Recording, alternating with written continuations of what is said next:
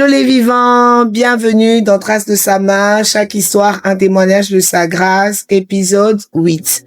Ça fait super longtemps qu'on s'est revus, que je vous ai revus, ça fait super longtemps pour moi d'avoir été là sur ce plateau et de vous parler publiquement des traces de la main de Dieu. Je rends grâce à Dieu pour l'invité d'aujourd'hui, qui est un serviteur de Dieu que vous connaissez, que nous connaissons d'ailleurs. Il est né le 25 novembre d'une certaine année.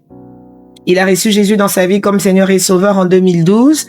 Il a commencé son ministère en 2013. Il est titulaire d'un diplôme de licence en gestion marketing. Il est actuellement entrepreneur et consultant marketing aussi dans une entreprise de la place. Et aussi, il est fils spirituel du prophète Francis Ngawala, qui dirige la communauté La Voix de la Puissance Divine. Et il est aussi visionnaire du ministère Mission Internationale Maison de Prière, MIMAP en sigle. Alors, j'aimerais recevoir aujourd'hui le prophète Clet Kalambay. Bonjour prophète. Bonjour madame, bonjour le vivant. J'espère que vous allez bien. Très bien, grâce à Dieu. Et vous de même, je l'espère aussi. Bien sûr, ça va bien. Je rends grâce à Dieu pour votre présence ici. Et j'espère que, je suis sûre d'ailleurs dans mon cœur que aujourd'hui c'est un autre jour pour quelqu'un qui nous suit. Amen. Je suis sûre que cette personne sera bénie par Amen. votre témoignage. Amen, amen. Alors prophète, est-ce que vous pouvez nous raconter les traces de la main de Dieu dans votre vie? Surtout soyez à l'aise, hein. Donc vraiment soyez à l'aise et on se dit souvent que les prophètes sont tombés du ciel, ils ont certainement eu un passé parfait, un passé très clean d'ailleurs, mais aujourd'hui, on aimerait savoir qu'est-ce qui s'est passé dans votre vie, comment est-ce que vous avez reçu Jésus-Christ, parce qu'on a pu bien écouter dans votre biographie que vous vous êtes converti en 2012. Alors, qu'est-ce qui s'est passé pour arriver à la conversion? Merci beaucoup pour la question et surtout merci pour le plateau, pour l'émission. Merci pour l'accueil. Merci. Dieu vous bénisse abondamment. Amen. De base, je suis né dans une famille chrétienne. Okay. Je pense que c'est le cas pour plusieurs personnes aussi. Et je me rappelle, j'étais collégien à l'époque, j'ai traîné avec des amis comme tout jeune. C'est vrai que ma mère m'a appris la prière. D'ailleurs, du reste, chaque soir, on avait des temps de prière avec tout le monde.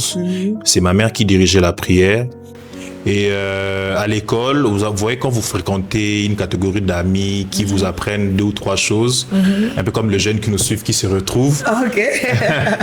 Et du coup, j'apprenais aussi, voyez-vous, à l'époque à fréquenter des bars, bien que je priais le soir à la maison, mais ça ne m'empêchait pas de fréquenter des bars, de boire de l'alcool et à un certain âge aussi à vouloir un peu courtiser des femmes parce naturellement parce que étant collégien, un collégien qui se respecte, on aimait un peu se challenger comme ça, comme quoi voilà, c'est lui qui est le plus beau du collège, c'est lui qui sait gérer au moins 2 ou 3 copines. Il doit passer par là. Il doit passer par là. Donc, je suis passé par là aussi, voyez-vous. Je partais en boîte de nuit. Je me rappelle même une anecdote. Un jour, je revenais tard, je crois vers 2 heures. J'ai rencontré l'un des pasteurs de l'église de ma maman. Et j'étais ivre, je n'arrivais même pas à marcher. Et quand il m'a vu, je pouvais voir sur son visage, il était très triste. Et il m'a tenu la main. C'est même lui qui m'accompagne jusqu'à la maison. Et quand on arrive, ma maman, limite, était en larmes. Et je me rappelle, le pasteur a dit à ma mère, ce garçon servira Dieu. N'ayez pas peur. On me laisse entrer à la maison, je m'installe, je dors. Bon, j'ai évolué comme ça, mais ce qui est bien, grâce à Dieu, j'étais brillant à l'école, voyez-vous. Et c'est l'une des raisons pour laquelle, malgré mes bêtises à l'époque, mes parents ne me tenaient pas trop rigueur parce que j'avais des bons résultats à l'école, voyez-vous. C'est le genre de garçon, comme on dit au Lingala, so landi au Kouanalibulu. Je pouvais aller boire, mais quand je rentre, j'avais un temps où j'ai révisé mes notes. Et j'ai évolué comme ça. J'ai fini le cycle à l'école secondaire. Je suis allé à l'université. C'est en G1, G2 que je commençais maintenant à... Voyez-vous, c'est vrai que je suis d'une famille chrétienne, mais c'est à cette époque-là maintenant que j'avais maintenant une catégorie d'amis. Eux, ils étaient déjà convertis. Et vous voyez les gens de fac où il y a, comme on appelle les groupes chrétiens. Alors pendant la pause, on me faisait sinon, si tu as du temps, passe pendant la pause, suivre la parole et puis tu peux aller faire ce que tu veux. Et je partais, mais voyez-vous, c'était tantôt plus tôt. Mais maintenant, je vous dis à cœur ouvert ce qui m'a vraiment poussé à me donner à Dieu. Quand j'ai habité encore chez les parents, dans le quartier pendant les vacances entre le mois de juin et août, il y a des gens qui viennent des vacances en Belgique, en Europe. Il y a maintenant une fille qui arrive dans le quartier. Il y a maintenant une fille qui arrive dans le quartier. Vous voyez un peu quand entre jeunes, les garçons, vous remarquez qu'il y a une nouvelle. Et puis entre vous, vous dites, bon, les plus forts aura la fille. Moi, je me suis dit, moi, j'aime les défis. D'accord. Maintenant, un week-end, de base, je devais aller boire avec les amis en sortant. J'ai vu la fille, elle achetait les unités. J'ai dit, ah, ça y est, c'est le jour. Alors, j'étais derrière, elle était devant, elle rentrait chez elle. Alors, j'étais derrière en train de suivre la fille. À un moment, j'arrive devant elle, je salue la fille. Bon, on parle et je me présente. Bon, on a discuté vite fait. J'ai demandé son numéro, elle a dit non. J'ai dit, mais pourquoi non? Je ne donne pas mon numéro comme ça. Bon, techniquement, j'ai dit, il n'y a pas de souci. Je n'ai pas forcé, j'ai laissé, elle est partie. Je suis parti à mon rendez-vous. Et comme on dit, j'allais dire Nzambala l'a raté. J'avoue que ce n'était pas une bonne chose, mais bon. Comme quoi, bon, Dieu savait. Pourquoi j'ai dit Nzambala l'a raté? Parce que vous comprenez pourquoi. Et le week-end qui a suivi, je l'ai rencontrée. Cette fois-ci, elle partait à la jeunesse. Ok. Oui. À l'époque, il y avait une église à côté, la présence de Dieu. Et pasteur Danny. Exactement. Elle priait là-bas, elle était à la chorale. Elle était aussi parmi les responsables de la jeunesse. Et quand je la rencontre, je lui dis, mais comment ça va? Ça va bien? Tu vas où? Je vais à l'église. Puis je dis, mais passe-moi ton numéro. Il me dit, à une seule condition, viens avec moi au culte. Alors, je suis la sœur en question. On arrive à l'église. Bizarrement, ce jour-là, la prédication et le service, c'est comme si c'était pour moi. J'avais comme l'impression que limite, c'est comme si la sœur a... S'était mis d'accord avec l'orateur pour parler. C'est comme si elle m'a accusé. J'étais tellement touché, impressionné parce que le même jour, j'ai vu des jeunes comme moi prophétiser. Je voyais ça à la télé. Je me suis dit, mais il est possible d'être jeune, propre et servir Dieu. Ça m'avait beaucoup touché. Et à un moment même, je me rappelle, ils ont fait un appel au salut. Tous ceux qui veulent renouveler leur engagement avec le Seigneur peuvent avancer. Je suis allé devant, j'ai donné ma vie. Bon, j'ai renouvelé mon alliance puisque j'ai prié déjà. Et à la fin, elle a été très contente. Elle m'a dit, en tout cas, je suis fière de toi, je suis contente et tout. Et tout a commencé ce jour-là. C'est ce jour-là que je sentais qu'elle s'ouvrait. Elle m'a passé son numéro. Et je crois que le week-end qui a suivi, on allait manger une glace. Et maintenant, ce qui est beau, c'est qu'elle faisait un suivi. J'avoue que malgré ce jour-là, j'ai renouvelé mon engagement avec le Seigneur, mais j'ai boité encore. Ça m'est arrivé qu'un week-end, je suis à l'église, un autre, je suis ailleurs. Et elle s'est fâchée. Pourquoi tu fais ça? Et je bénis Dieu pour sa rigueur. Si ce n'était pas une femme de caractère, je ne pense pas que j'allais être à fond dans les choses de Dieu. C'est Dieu. C'est Dieu qui a voulu que je sois avec une telle femme, à l'époque, qui m'a beaucoup aidé. Je suis très reconnaissant. Elle m'a beaucoup aidé. Elle m'a aidé à m'affermir dans ma foi chrétienne. Et au fur et à mesure, à la même période, à l'université, j'ai rejoint le groupe de prière. Et il se faisait que, dans ma relation amoureuse de l'époque, je suis avec quelqu'un qui m'aide. À l'université, je suis entouré avec des bergers, des serviteurs de Dieu. Et j'évoluais comme ça. C'est comme ça que, grâce à Dieu, je commençais maintenant à servir Dieu. Pendant ce temps, j'étudiais à l'université. Jusqu'en 2015, j'ai fini... Non, c'était en L1. Je devais faire mon stage à la BCDC, je l'ai fait. Et en 2016, j'ai commencé à travailler. Très tôt, j'ai travaillé, j'allais au travail. À un moment aussi, je devais défendre mon mémoire. Voyez-vous, des fois, on est challengé comme ça. Et je me rappelle, à l'époque, je servais déjà Dieu. Ça m'arrivait, grâce à Dieu, de prêcher, d'exhorter des gens. Mais j'avoue que j'avais une vision dans ma tête, c'est travailler, c'est faire de l'argent, rien de plus. Bon, c'est vrai que je sers Dieu, mais bon, beaucoup plus travailler. Alors, je travaillais, j'avançais très bien dans mon entreprise. J'étais à l'époque responsable marketing, puisqu'on était dans le e-commerce, une plateforme en ligne, on vendait des choses en ligne. Et mais pendant que j'avançais, je sentais en moi aussi un vide. C'est vrai que je cherchais de l'argent, mais au fond de moi, c'est comme si c'était pas exactement là où Dieu m'attendait. Ça vous arrive aussi? Bien sûr, comme un manque. Comme un manque, il y a un vide. C'est vrai que je servais Dieu, mais c'est pas comme Dieu voulait que je le serve. C'était pas suffisant. C'était pas suffisant, exactement. Et un jour, je partais à un rendez-vous de travail, puisque je devais rencontrer un client vers Socimat. Et quand je sors, je prends la voiture du travail, j'entends une voix audible qui me dit « C'est mon œuvre qui te bénira ». Clairement, j'ai souri. Je me suis dit « Ah bon, oui. » Pourquoi j'ai souri? Parce que ce n'est pas pour ignorer Dieu, mais c'est parce que je me sentais confortable. J'ai un bon travail, j'ai un bon salaire à l'époque. Les conditions de travail étaient correctes. Crédit de travail, je n'ai pas à me plaindre. Et pourquoi je le dis? Parce que je me rappelle, ceux de mon âge, bien ceux de ma génération à l'époque, j'étais quand même bien. Ouais, je me disais que mon Dieu me fait grâce, c'était suffisant. Mais quand j'entends une voix me dire « C'est mon œuvre qui te bénira », je me suis dit « Ah, c'est quoi ça? Je ne suis pas béni, je ne suis pas bien. » Bon, je n'ai pas calculé, je suis allé à mon rendez-vous, je suis rentré, mais j'étais triste au fond. Je me dis « Oh, c'est quoi cette voix ?» Je me disais « Mais je ne suis pas dans la bonne voie, je dois me recadrer. » Et jusqu'au jour où j'étais au travail et je ne sais plus ce qui s'était passé, je ne me rappelle plus, mais rien n'allait au travail parce que, puisque nous en vendait en ligne, et ça nous arrivait d'être en rupture de stock. Et qui dit rupture de stock, il dit manque de ressources. Et des fois, comme j'étais responsable marketing, voyez-vous, mon chef se déchargeait sur moi. Des fois, il te disait, mais qu'est-ce qui ne va pas? Pourquoi on ne vend pas? Si vous ne vendez pas, il n'y a pas de salaire. Et on avait des gens, il fallait payer à la fin du mois, par exemple, les livreurs. C'était des charges qu'on devait couvrir. Alors, je me disais, mais je ne suis plus à la hauteur, j'ai culpabilisé. Le Seigneur me disait, le problème, ce n'est pas l'entreprise, c'est toi dans l'entreprise, voyez-vous.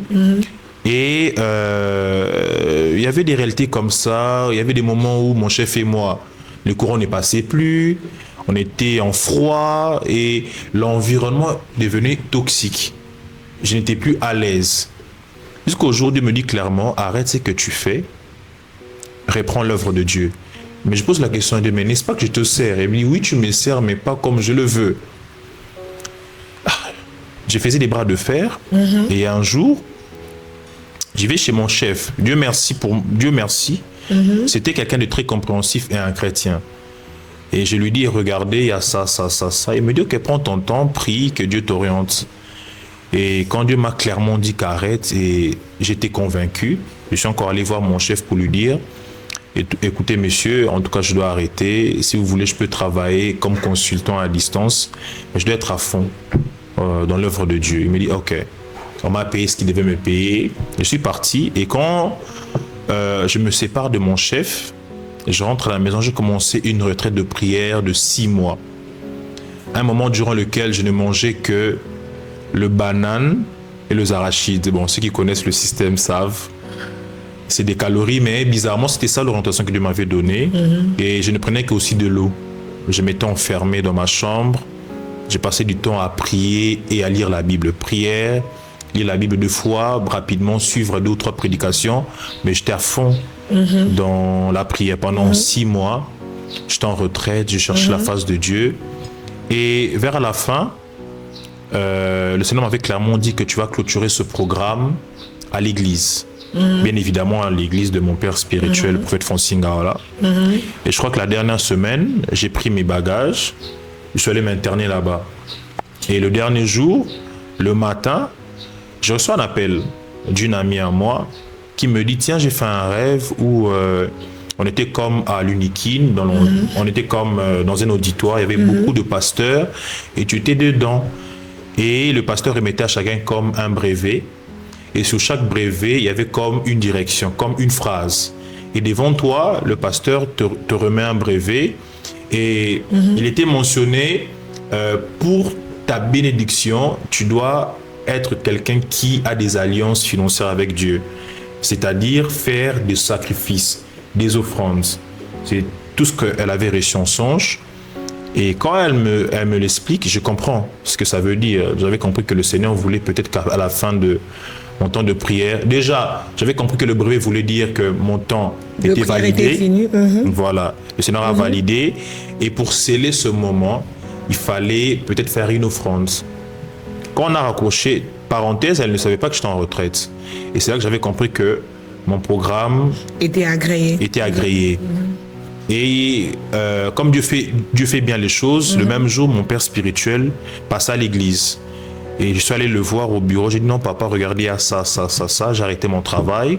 Le prophète Francine Ngaoui. Ouais, je lui ai dit, papa. Que nous saluons d'ailleurs en passant. Je lui ai dit, papa, j'ai arrêté mon travail. On me payait très bien. Dieu m'a dit, arrête. C'est pour moi un gros sacrifice. Et là, ça fait 6 mois que j'étais en retraite. Ça, aujourd'hui, c'est la clôture. Et le Seigneur m'a orienté de faire un sacrifice. Et parenthèse, pour ceux qui connaissent mon père spirituel, c'est un grand enseignant sur les autels. Il nous explique comment vaincre les autels et bien évidemment bâtir un autel. Parce que le monde spirituel a horreur du vide. Et quand je l'explique, il sourit, il a compris. Et je me suis mis à genoux, il prie pour moi. Et j'ai fini mon programme, je suis rentré à la maison. Quand je suis rentré, ma mère m'a bien reçu, il a fait pour moi à manger, et tout le monde était content, j'étais content. Mais j'avoue que j'étais comme, on dit, fauché, comme un rat de... Un rat d'église. Un rat d'église. Pourquoi un rat d'église? Parce qu'à l'église, il n'y a rien à manger. Il n'y a rien à manger. Les rats ont quand même un espoir à la maison de trouver un bout de pain. Mais à l'église, il n'y a rien. Et j'étais fauché, j'ai donné ce que j'avais, et j'avais plus rien. Alors, je suis resté à la maison, sans travail. Bon, heureusement, j'avais seulement Dieu. Sans argent. J'étais là, confiant. Ma mère n'arrêtait de me fortifier. Non, ça va aller, Dieu est fidèle. Je crois 2 semaines ou 3 semaines après, j'étais au salon, je suivais la télé. Et ma mère me fait signe qu'on me cherchait dehors par un jeune garçon. Quand je sors, c'est un peu que je connaissais très bien. Qui vient, oh prophète, je cherche à vous joindre.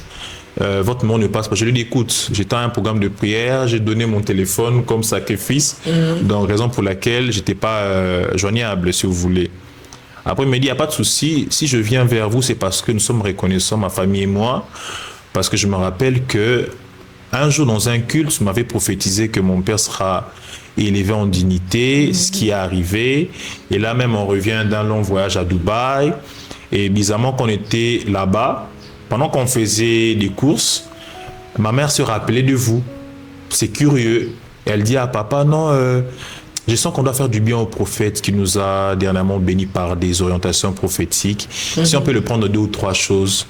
Mon père était d'accord, on vous a pris quelques chemises et le téléphone, le dernier cri de l'époque, l'iPhone. On m'a pris cela et ils ont vraiment fait une valise pour moi. Et une enveloppe aussi. Et quand le frère arrive chez moi à la maison, et je rappelle qu'à l'époque, j'avais pas de téléphone, pas d'argent. Et le frère me le présente comme ça à table, il me dit, prophète, ça c'est pour vous. Limite, j'avais des larmes, je me suis dit, tiens, Dieu est fidèle, j'ai galéré, j'ai abandonné mon travail. Et c'est comme ça que le Seigneur a commencé à agir. Mais j'ai oublié un détail important, ça me revient. C'est que la distance entre cette visitation de Dieu et mon temps de prière, j'ai aussi connu un moment difficile. Que j'ai omis d'ailleurs, ça me revient, c'est que je suis tombé gravement malade. Gravement malade. J'avais un problème au niveau de mes poumons. Ma mère, si elle me suit, elle va se souvenir. C'est un moment que des fois, maman. Ça me fait très mal quand j'en parle parce que j'avais l'impression que Dieu m'avait abandonné. Je me remettais en question, je me disais, c'est parce que je ne voulais plus servir qu'il m'a infligé cette maladie parce que j'avais vraiment des douleurs au niveau de ma poitrine. On est allé une fois voir le médecin. Je suis passé dans la radio, checker un peu qu'est-ce qui se passe. On a trouvé des infections. Je vous promets que j'avais une bonne hygiène, comme on dit. Mais j'ai jamais compris d'où ça venait. Bon, j'ai pleuré, ma mère me fortifiait, ne pleure pas. Votre maman a vraiment été là pour vous, Vraiment. Je n'avais que Dieu, ma mère, mon père et ma famille. Parce que j'avais tout perdu, pas de travail, pas d'argent, pas d'amis. Alors je dormais souvent par terre. Oui. J'étais là alité, je souffrais. Et je me rappelle, une nuit, j'étais allongé, je regardais vers le plafond. Il y a des larmes qui coulaient. J'ai dit à Dieu, si tu me guéris, en tout cas, si tu me relèves, tu me sors de cette situation comme Job, je te promets de te servir de tout mon cœur. D'abord, pas pour l'argent, mais d'abord pour ce que tu es, parce que tu es tout pour moi et je t'aime de tout mon cœur. Alors, la même nuit, je fais une vision. J'étais sur le boulevard, vers la gare centrale, et je vois l'un des grands serviteurs de Dieu de la place. Et quand je le vois, c'est quelqu'un que j'admire énormément. Il me voit, il m'appelle par mon nom. D'ailleurs, il ne m'appelle pas par mon prénom, mais par mon nom. Kalamba, il vient. J'arrive, il met sa main sur ma poitrine, mais c'est comme si dans la vision, sa main pouvait traverser ma poitrine. Il a sorti mon cœur, mais mon cœur était tout noir. Vraiment un cœur détruit, quoi, par la maladie. Infecté. Et quand il le sort, il le jette comme dans une poubelle. Et il avait comme avec lui un carquois, comme un sac qui avait comme une réserve de cœur. Dans le rêve, c'est comme si j'avais compris qu'il était en mission pour changer les cœurs de gens. Et j'avais ma part. Il a sorti un cœur. Le même exercice, il a placé le cœur il a traversé, sa main a traversé la poitrine, il a remis un cœur. Puis il m'a dit, tu es guéri, tu es loin, va servir Dieu. Et quand je me réveille, c'était le matin, je suis allé toquer à la chambre de mes parents, toc, toc, toc. Et j'avoue que je n'arrivais pas à marcher, parce que quand tu es essoufflé, tu as juste besoin de t'asseoir, voilà. Je vois. Et ma mère me dit, mais comment tu as fait pour courir? J'ai dit, oui, mais je suis guéri. J'avais des symptômes, mais je me disais, maman, je suis guéri. Dieu m'a visité dans un rêve, ça y est, je suis guéri. J'étais très content. Et quand j'ai vu ce signe, je me suis dit, non, le Seigneur est avec moi et ça m'a dynamisé, ça m'a, comment on dit, boosté. Et c'est comme ça que j'ai commencé justement mon programme de prière de 6 mois. Et juste pour enchaîner ce que j'ai dit tantôt. Et quand le frère est venu à la maison, il m'a donné les présents. C'est comme cela que, grâce à Dieu, j'ai repris à servir Dieu en plein temps. D'abord pour ce qu'il est. Et c'est comme cela que j'ai vu la main de Dieu. Les gens me bénir sans forcément, comme on dit, les écrire. Sans forcément, comme on dit, frapper à la porte. Et j'ai même rencontré des personnes qui me disaient que prophète, j'ai rêvé de vous cette nuit. Dieu me dit, appelle mon serviteur par rapport à ta situation. Il a une parole pour toi.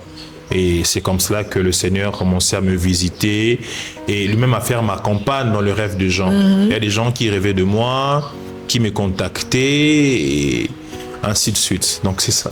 Je bénis le Seigneur. En Gloire tout cas, waouh, les témoignages. Ça me fait du bien d'entendre les témoignages comme ça et de voir ce que vous êtes maintenant.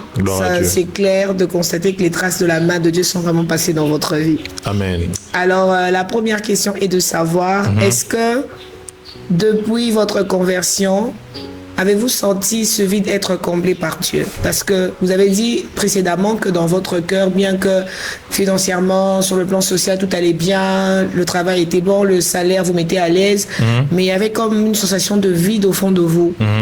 Et est-ce que après votre conversion, l'après la conversion, ça se passait comment au-dedans de vous? Est-ce que vous avez senti au fond de vous que vraiment ce vide était en train d'être comblé progressivement par Dieu? Est-ce que vous pouvez nous dire quelque chose par rapport à cette question, par rapport à ce vide-là précisément? En tout cas, je bénis le Seigneur parce que j'avoue que ma marche avec Dieu a toujours été progressive. Voyez-vous? Le jour où j'ai dit oui à Dieu, quand il m'a guéri, quand il m'a sorti de cette situation, et je n'avais que lui. Et j'ai passé beaucoup plus mon temps dans sa présence. Vous voyez, quand vous passez du temps dans la présence de Dieu, par sa grâce, sa présence vous comble. Vous voyez-vous, c'est un peu comme on dit, moi j'aime le dire, la présence de Dieu, c'est le seul endroit où le fardeau change d'épaule. Yes, amen. De nous vers Dieu. Amen. Et donc j'avais, avant de rencontrer Dieu dans cette dimension, j'avais beaucoup de poids sur moi, la pression de la société, le manque, le vide. Et plus je me rapprochais de lui, plus il me comblait, voyez-vous. Je me sentais à l'aise dans sa présence, en paix, voyez-vous, sans souci. Et il y a une voix qui me disait, je vais pourvoir à tes besoins. Ne te dérange pas, je suis au contrôle de tout. J'étais rassuré et le Seigneur vraiment grâce à Dieu, m'avait comblé. Et il me comble, pour mieux le dire. Il y a, comme j'ai l'habitude de le dire, l'Éternel prend la forme du vide que nous avons dans notre cœur et il comble ce vide de sa présence. Exactement. Je le dis souvent, par exemple, pour moi, Dieu a comblé le vide d'un père et pour vous, Dieu a comblé un vide qui nécessitait sa présence. Exactement, sa présence. Il y a peut-être pour toi qui nous suit aussi, tu as un vide. Je suis convaincue dans mon cœur que le Dieu du prophète Claire qui comble les vides va combler ton vide aussi. Amen. Et un jour, pourquoi pas, tu passeras ici aussi sur Trace de sa main pour raconter publiquement les hauts faits de Dieu. Alors, prophète, j'ai une deuxième question. Vous avez dit, vous étiez ivrogne, ça vous arrivait de rentrer à la maison très ivre. Et comment est-ce que les parents vivaient cette période de votre vie? Vous avez aussi notifié que vous êtes aîné. Donc, je pense que vos petits frères aussi voyaient l'avant-prophète que vous étiez. Exactement. Alors, ça se passait comment en famille? Vous savez, quand vous êtes aîné dans une famille de 5 enfants, parce que je suis aîné et derrière moi, j'ai 4 petits frères, et automatiquement... Pour mes parents et pour mon frère, je suis un modèle. Je suis censé être un modèle, voyez-vous. C'est toi qui montres une ligne de conduite.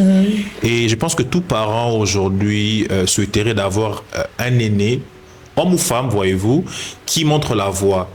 Et mieux même la voie de Dieu. À l'époque, c'est vrai qu'on priait tous, mais sur terrain, ma façon de faire, c'était le jour et la nuit. Je priais à la maison, mais dehors, voyez-vous, j'étais un homme qui buvait, qui sortait comme tout jeune, et ça dérangeait mes parents parce qu'ils se disaient que si lui qui est aîné vit comme ça, en tout cas les autres aussi vont emboîter le même pas, voyez-vous, et c'était leur crainte. Parce que mes parents, voyez-vous, ils prônent l'unité, l'amour, la crainte de Dieu. Mais voir leur fils, voyez-vous, rentrer ivre, en tout cas, je pouvais voir sur le visage de mes parents. La déception. La déception, la peur, la tristesse. Mais mes parents, ce que j'aime, c'est que ce sont des personnes qui se remplissent de foi. Et il y avait des prophètes qui venaient à la maison, qui ne cessaient de dire que votre fils aîné servira Dieu, il sera pour vous un sujet d'honneur, il fera votre fierté, ne vous inquiétez pas. Je pense qu'il se nourrissait de cette parole, qui venait de Dieu certainement, et qui le motivait aussi, malgré mes erreurs, à m'accepter, à m'aimer, à m'encadrer. En tout cas, j'ai des bons parents. C'est une grâce. Gloire à Dieu. C'est une grâce. Oui. Nous saluons d'ailleurs vos parents. Oui. D'accord, prophète. Et aussi, une autre question. Sorry pour beaucoup de questions. C'est juste que le peuple de Dieu doit vraiment comprendre vraiment le témoignage. Et est-ce que vous pouvez nous parler de votre période de maladie? Vous avez dit que vous avez eu des fortes douleurs au niveau de vos poumons. Ça faisait très mal. Alors, comment c'était? Comment vous avez vécu ça? Est-ce que ça vous avait handicapé? Ça vous rendait moins performant dans certaines tâches que vous étiez censé bien évidemment faire au quotidien? Comment ça s'est passé cette période-là de votre maladie? Parce que les gens qui nous suivent, bien évidemment, il y a certainement quelqu'un qui traverse la même situation que vous. Il y a certainement quelqu'un qui a aussi très mal aux poumons et qui pense que pour lui, c'est la fin. Alors, comment vous avez traversé cette période-là? J'avoue que c'était pour moi une période très difficile. Déjà, je ne comprenais pas ce qui m'arrivait. D'après les médecins, c'était une infection. Comme je vous ai dit tantôt, bon, je suis pas quelqu'un qui mange dehors. Ma mère ne nous a pas éduqués à... C'est vrai que je peux manger chez une tante, un restaurant vite fait, mais je veillais toujours sur moi, voyez-vous. Et avoir un tel résultat à l'hôpital m'avait aussi moi-même blessé. Je me suis dit, mais Dieu m'a exposé, je suis... Dieu m'a abandonné. Dieu m'a puni.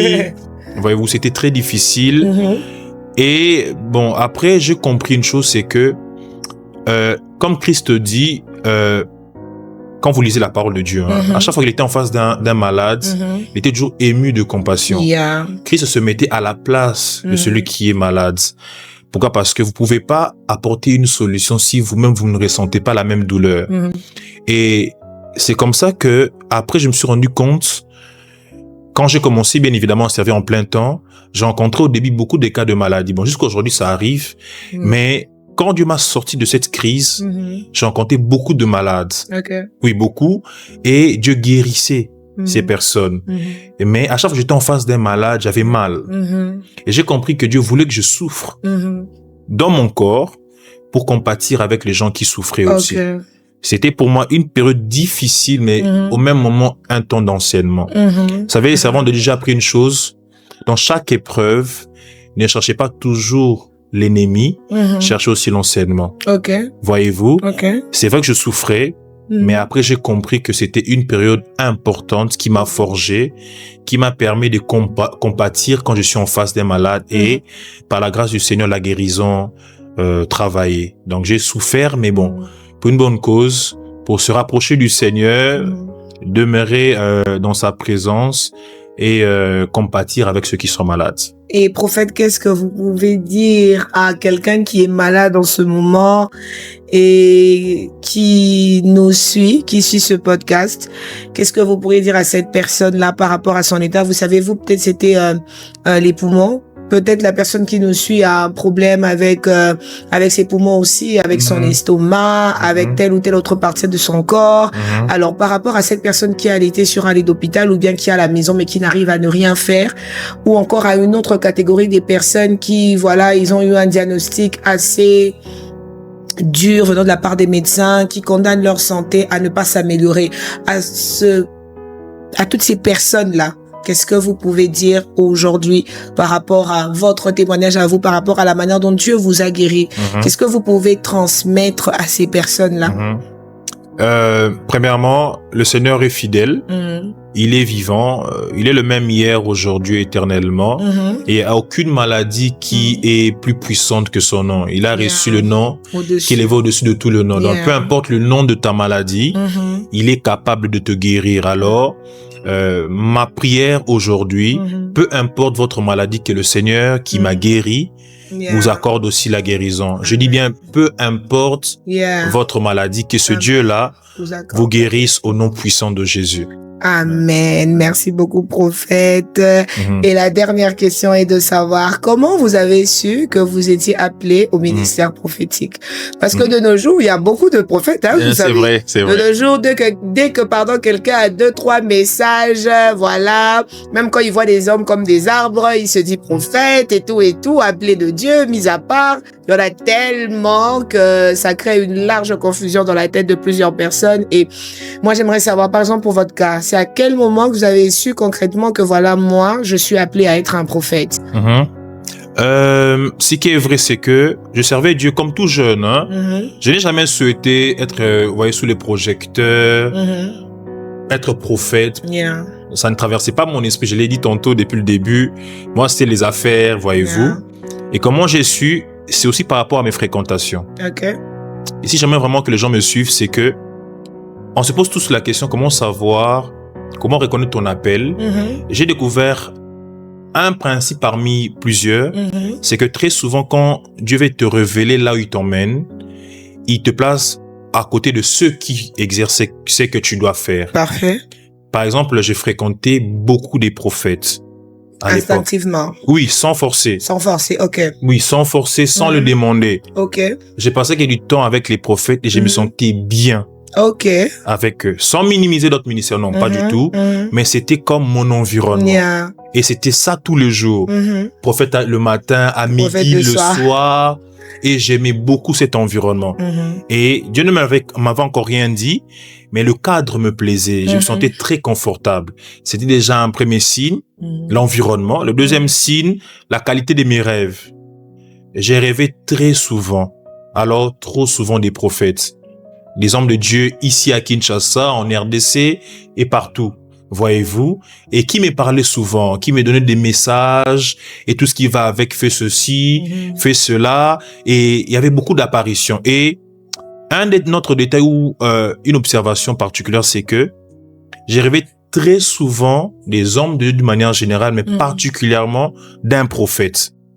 Oui, et revenait très souvent dans mon rêve. Et un jour, Dieu m'a enseigné par rapport au rêve, il m'a dit que quand tu rêves très souvent d'un serviteur de Dieu, dans la vraie vie qui est prophète ou pasteur, mais s'il est particulièrement prophète, c'est que vous avez un ministère en commun. C'est la première chose que j'ai compris. Deuxièmement, vous avez une mission commune. Troisièmement, vous avez les mêmes défis. Et quatrièmement, prie beaucoup pour la personne. Certainement, c'est par quoi il est passé, tu passeras par là. Oui, c'est pour toi une voie prophétique ou encore un canal par lequel Dieu passe pour te faire avancer. C'est ce que j'ai compris avec le temps, parce que j'avais trop souvent cet homme de Dieu en vision. Et d'ailleurs, même des fois, je l'écrivais sur le réseau. Je savais qu'il est occupé. Bon, je laisse vraiment ma message parce que je l'aimais énormément.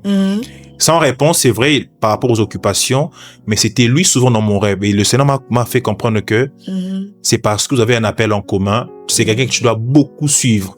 Et j'avoue, dans la vraie vie, à une époque, je le suivais trop. Je le suis encore jusqu'à aujourd'hui. Mais c'est quelqu'un qui m'a beaucoup béni à mes débuts. Des principes, des enseignements.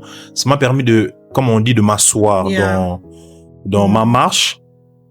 Et jusqu'à un jour, je crois que c'est la dernière phase pour vraiment comprendre, c'est que j'ai fait un rêve, j'étais comme au stade de martyr. Et il y avait beaucoup de gens, j'étais derrière. Et dans mon songe, je vois le pasteur qui était devant. Je peux même citer son nom, j'aime énormément, c'est l'archibishop Coutinho Fernando. Et c'est le premier rêve où on m'impose les mains publiquement. Il me voit dans la foule, me dit, jeune homme, viens. C'est comme si c'était une ordination des pasteurs. C'était mon tour. Quand j'avance, je monte sur l'estrade et il y avait devant comme un bassin d'huile. Et en observant, je voyais qu'il priait pour des gens. Il prenait seulement sa main, il met dans l'huile, il t'impose les mains. Mais quand c'était mon tour, il a mis les deux mains dans l'huile, il le sort et je me suis mis à genoux, il m'a imposé les mains. Et il chuchotait des paroles dans mon oreille. Je me rappelais, il me disait que tu es un grand prophète. Dieu va t'utiliser dans ce pays, dans les nations, tu annonceras la parole de Christ, tu gagneras les âmes, tu guériras les malades, tu opéreras dans la délivrance. Et instantanément, sur mon lit, j'ai transpiré. J'ai convulsé même limite. Parfait. Oui, c'était authentique. Et limite, j'avais comme le courant qui traversait mon corps. Que je me suis réveillé, j'ai transpiré de partout. Et quand ma mère est venue dans ma chambre, c'est comme ça qu'elle me raconte que j'ai crié pendant la scène. Parce que certainement quand l'homme de Dieu m'avait imposé les mains, il me transmettait l'onction et il y avait des effets instantanés dans ma chambre. Et quand je me suis réveillé, et je me rappelais plutôt, excusez-moi, des paroles. Je les ai même notées quelque part. C'est comme ça que j'ai su que non, à part les fréquentations des prophètes, à part le prophète que je voyais souvent dans mon rêve, et quand j'ai vu l'archibishop Coutinho prier pour moi au stade, et m'a dit tout ce qu'il m'a dit là, d'autres choses, je dirais pas forcément, ça concerne Dieu et moi. C'est comme ça que j'ai su que j'avais un appel prophétique. Et j'ai un père merveilleux, le père Franck, qui est prophète. Qui est prophète, que nous aimons beaucoup d'ailleurs, que nous saluons encore pour une troisième fois. Exactement. Bonjour père Franck. Nous espérons, prophète, qu'un jour le père Franck va passer ici dans Traces de sa main pour nous raconter les hauts faits de Dieu dans sa vie. Je sais qu'il en a beaucoup. Donc, il va certainement trier et il va prendre l'un des témoignages qui va plus le toucher. Alors, prophète, merci beaucoup. J'aimerais profiter aussi de cette occasion pour vous dire à toutes ces personnes qui nous suivent, vous qui n'avez pas encore accepté Jésus-Christ comme Seigneur et Sauveur dans votre vie, voici l'occasion et l'opportunité d'accepter Jésus-Christ comme Seigneur et Sauveur. Amen. Dieu est celui qui sauve. Nous avons eu un témoignage de quelqu'un qui est tombé malade, de quelqu'un qui avait été appelé par Dieu et qui a rencontré quand même pas mal d'épreuves jusqu'à ce qu'aujourd'hui qu'il revienne entièrement à Christ. Alors j'aimerais dire à quelqu'un, c'est aussi possible pour toi de revenir entièrement à Jésus. Amen. En suivant ce témoignage, je crois dans mon cœur que certainement tu as été touché et la Bible dit, n'endurcissez pas vos cœurs. Amen. N'endurcis pas ton cœur. Si tu veux recevoir le Seigneur Jésus-Christ comme Seigneur et Sauveur, il y a le numéro qui est affiché en bas de l'écran. Tu peux contacter ce numéro et nous allons te suivre. Nous allons suivre l'évolution de ta foi et tu seras bien accueilli dans la famille de Dieu. Amen. Alors, prophète, nous tendons déjà à la fin de notre podcast. Naturellement, tous les invités qui viennent finissent toujours par prier pour toutes les personnes qui nous ont suivis, qui nous suivent d'ailleurs en rapport avec votre témoignage. Vous avez parlé de la maladie, de la manière dont vous avez été guéri, de comment est-ce que vous avez rencontré le Seigneur. Est-ce que vous pouvez prier pour ces personnes-là qui sont malades, que Dieu appelle de la même manière que vous, mais qui ne comprennent pas parfaitement l'appel de Dieu? Et il y a certainement aussi une catégorie des personnes où on va comprendre que ma finance d'Abango ils a bloqué, séché. Ils ne se rendent peut-être pas compte que c'est aussi l'appel de Dieu. Alors pour toutes ces personnes, est-ce que vous pouvez adresser quelques mots à Dieu par rapport à ces personnes-là? D'accord, nous allons prier. Merci. Père, nous te prions dans le nom de Jésus. Nous te prions non pas seulement avec ton esprit. Ta parole déclare: voici, je me tiens à la porte et je frappe. Celui qui entend ma voix m'ouvrira la porte, j'entrerai chez lui. Je souperai avec lui, avec moi. Père, je te prie aujourd'hui pour mes frères et mes sœurs qui nous suivent. Seigneur, que ta main puissante soit sur eux. Dans le nom de Jésus. Seigneur, je te prie que tu restaures leur vie, que leur cœur soit ouvert, sensible à ta voix. Seigneur, afin qu'ils t'acceptent comme Seigneur et Sauveur. Et ceux qui sont malades, Père, je te prie, dans le nom de Jésus, qu'ils soient guéris. Peu importe où ils se trouvent à l'heure actuelle, comme ta parole déclare, ta main n'est pas courte pour agir. Seigneur, étends ta main et guéris ces personnes. Père, je te prie que tu donnes du travail à quelqu'un, que tu visites quelqu'un, que tu te révèles à quelqu'un, Seigneur, dans sa chambre, au volant, à la maison. Seigneur, que cette génération, que les jeunes comme moi te servent de tout leur cœur. Seigneur, qu'ils te rencontrent, qu'ils te craignent aussi, que ta main puissante soit sur leur famille. Bénis, Seigneur, nos familles et ouvre une porte à quelqu'un qui nous suit. Dans le nom puissant de Jésus, nous t'avons ainsi prié, non pas seul, mais avec ton Esprit Saint, nous disons Amen. Amen. Merci beaucoup, prophète. Je sais pas, les mots me manquent. Merci beaucoup d'avoir répondu favorablement à cette invitation. Je vous en prie. Merci d'avoir été facilement joignable. Merci d'être facile à vivre, il faut quand même le dire, et très gentil et surtout très patient. Merci énormément. Je vous en prie. C'est à moi de vous remercier. Amen. Merci beaucoup. Que le Seigneur vous bénisse. Amen. Alors, merci beaucoup à vous qui nous avez suivis. N'oubliez pas que Trace de sa main est un podcast. Nous sommes sur toutes les plateformes. Nous sommes sur Facebook, sur YouTube, sur Instagram et l'intégralité de nos émissions se trouve uniquement sur YouTube. Nous sommes aussi sur Facebook, comme j'ai dit, et nous rendons grâce à Dieu pour l'épisode 8 qui s'est bien passé.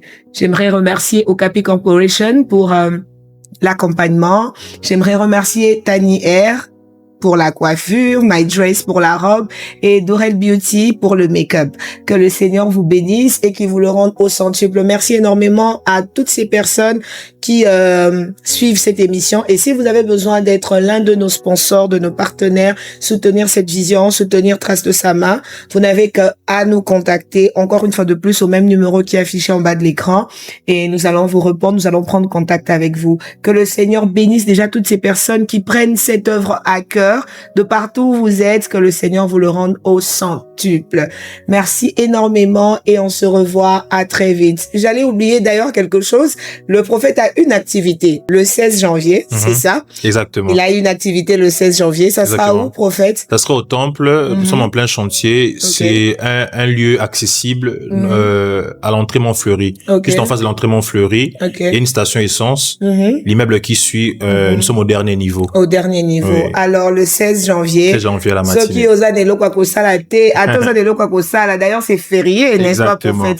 Alors, Dieu aidant, on fera un tour et j'espère que toi qui nous suis, de partout où tu es, peu importe la commune, le quartier, je prie que tu assistes à ce programme. Amen. Qui d'ailleurs, je crois du plus profond de mon cœur, le Seigneur ne manquera pas de nous bénir, à nous qui allons assister par la grâce de Dieu, bien sûr. Amen. Merci encore une fois de plus, prophète. Merci. Et je vous dis à très vite. Au revoir. Bye bye. Au revoir.